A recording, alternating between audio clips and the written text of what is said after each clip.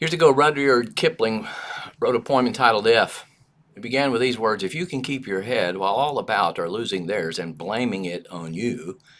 And he ended it with, if you can do that, then my son, you'll be a man. Reminds me of what I'm hearing about the Marital Contract Recording Act. People are losing their heads over this bill when it's really quite simple. Let's just put it like this. Here's what the bill stands for.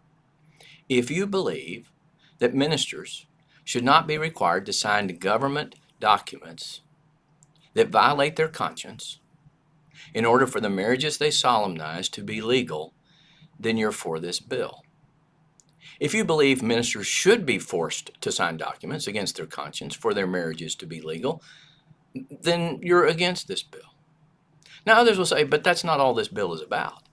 This is about people entering into a marital contract without the sanction and the approval of the government. Now, stop and think about that.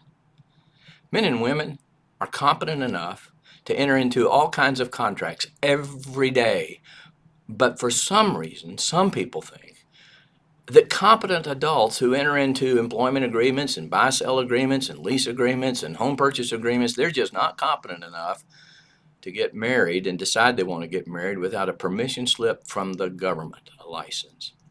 So, if you're a statist and you don't think people should be able to enter into private contractual agreements, then you need to be against this bill. And you need to make sure that every employment agreement, the parties are also licensed, and every lease agreement, both of the parties are licensed, and every home sale, the buyer and the seller are licensed too, because you don't want to just be a part statist, a bad statist.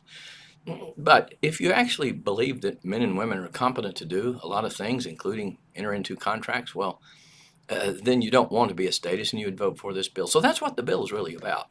Who are you?